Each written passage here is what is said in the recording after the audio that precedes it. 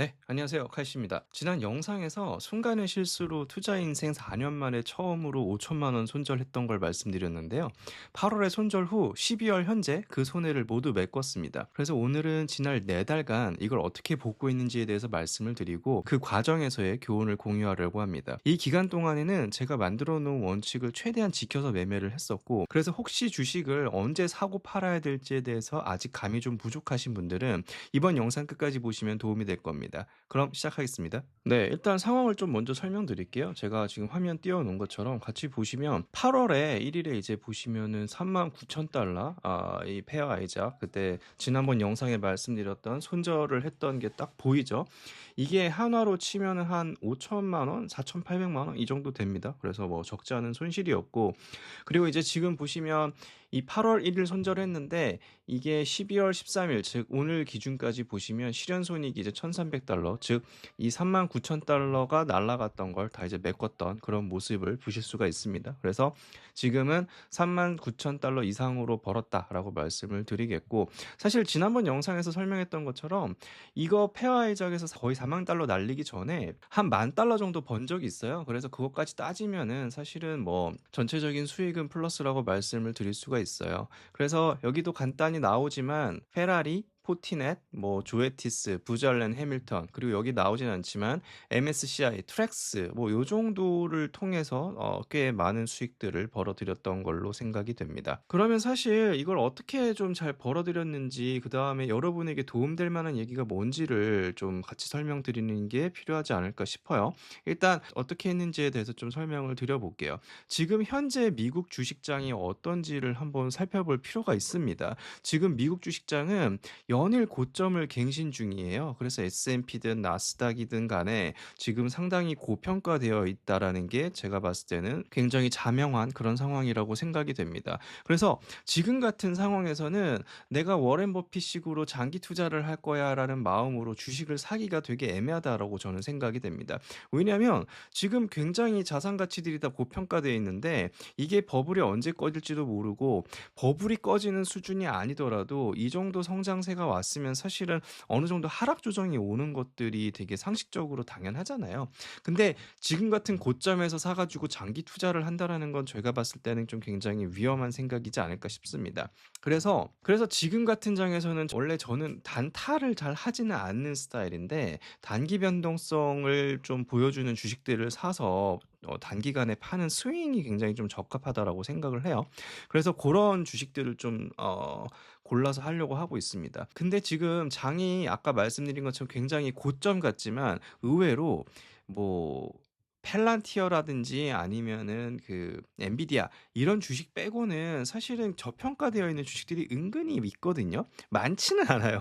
제가 주식 포트폴리오 한 50개 이상을 굴리면서 매일 이렇게 숫자 정도는 모니터링을 하는데, 그중에서 한 그래도 4-5개 정도씩은 꼭 본연의 가치보다도 저평가되어 있는 모습들을 보이더라고요. 그래서 시장이 최고점을 찍는다고 해도 모든 주식에 다 거품이 들어가 있지는 않습니다. 그래서 이럴 땐 시장이 고점이어도 거품 하나 없이 저평가된 주식들이 있다 보니까 이런 주식들의 변동성을 가지고 스윙 투자를 했던 것들이 지난 4달 동안 제가 했던 그런 투자 행태라고 보시면 되겠고요.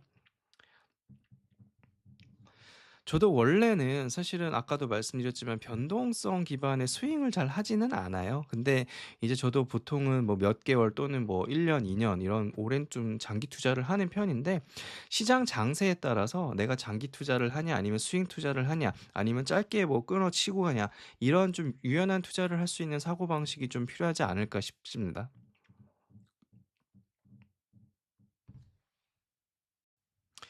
그리고 뒤에서도 말씀드리겠지만 제가 말씀드렸던 주식들은 향후 폭등장이 멈추고, 앞서 말씀드렸던 뭐 버블 장세라든지 수십 프로 폭등하는 그런 장이 오더라도 꽤 버틸만 해요.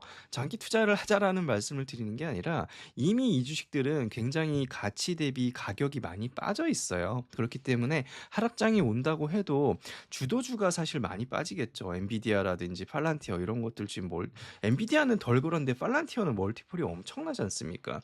그런 주식들이 이제 빠지면 빠졌지, 지금 제가 말씀드리는 뭐 페라리라든지 포티넷, 뭐 조에티스 이런 회사들은 지금도 사실은 고평가가 아니에요. 그렇다 보니까 전체적인 장이 빠지는 곳과 갭 지금 말씀드렸던 이런 주식들을 잘 찾아 놓으면 개별주가 빠지는 건 좀 분리해서 접근이 가능하다 보니까 나중에 지금 말씀드리는 이런 주식들이 반토막 날 가능성은 저는 그렇게 많지 않다고 생각이 되고요.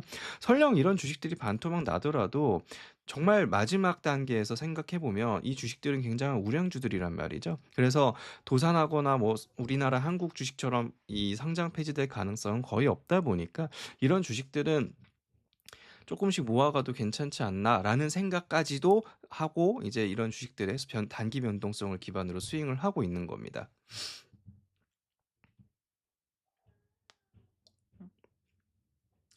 그러면 간단하게 제가 오늘 뭐 제가 그동안 넉 달 동안 벌어 돈을 많이 벌었던 주식들 중에 한두 개 하나 정도만 제가 생각하고 있는 투자 아이디어 저의 시각을 좀 말씀을 드릴게요. 여기 나와 있는 포티넷 하나 정도를 예시로 좀 들어서 말씀을 드려 보겠습니다. 포티넷은 뭐 쪼끔만 찾아보시면 아시겠지만 사이버 시큐리티 즉 보안 회사예요. 그래서 보안이란 게 소프트웨어적인 걸 생각하시는 분들이 많겠지만 사실은 사이버 시큐리티 관점에서 방화벽이라는 하드웨어도 굉장히 중요합니다. 그래서 포티넷은 그런 하드웨어적인 그리고 소프트웨어적인 그런 보안 솔루션을 제공해 주는 업체라고 생각을 하시면 되고요. 이 회사가 사이버 시큐리티 업계 내에서 독보적인 넘버 1은 아닙니다. 한 넘버 3, 4 정도 됐던 걸로 기억이 되고요. 근데 그럼에도 불구하고 이 회사가 갖고 있는 굉장히 좋은 위치, 포지셔닝이 있습니다. 그게 뭐냐면 첫 번째, 일단 이 회사는 에이직이라는 그 프로세스 반도체를 독자적으로 설계할 수 있는 역량이 있어요. 근데 반도체 중에서도 에이직이 뭐냐면 일반적인 반도체라고 하면 쉽게 말씀드려서 굉장히 다양한 연산을 할 수가 있겠죠. 근데 에이직이라는 것은 특정한 연산만 반복적으로 효율적으로 할 수 있게 설계된 그런 프로세서라고 생각을 하시면 됩니다. 근데 사이버 시큐리티 하는 업체들 중에서 에이직을 독자적으로 설계할 수 있는 업체는 포티넷밖에 없습니다. 그럼 이게 뭐가 어디에서 경제적 혜자를 구축할 수 있냐라는 게 사실은 좀 더 중요할 텐데 그게 지금 제가 말씀드리는 두 번째 포인트고요. 에이직 프로세서를 자기네들이 독자적으로 설계할 수 있다 보니까 비용 효율적인 게 굉장히 중요한 구매 요소가 되는 스몰 앤 미드 사이즈드 컴퍼니 즉 중견 중소기업들 입장에서 굉장히 그 가성비가 좋은 솔루션을 납품할 수가 있습니다. 그래서 포티넷이 아까 1 등이 아니라고 말씀을 드렸잖아요. 1 등이 아니고 다른 업체들이 사실은 그 대형 업체들 뭐 예를 들면은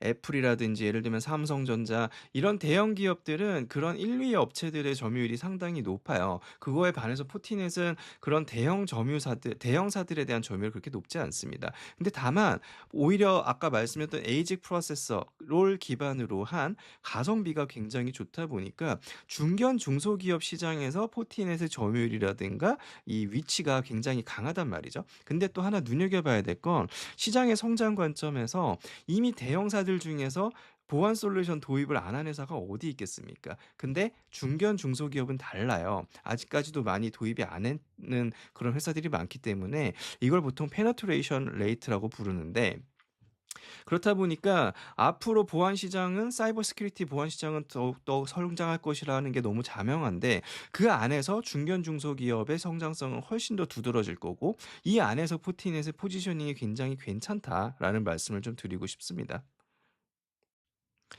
그리고 제가 이 짧은 영상으로 다 설명드릴 수는 없지만 포티넷의 밸류도 지금 되게 괜찮아요.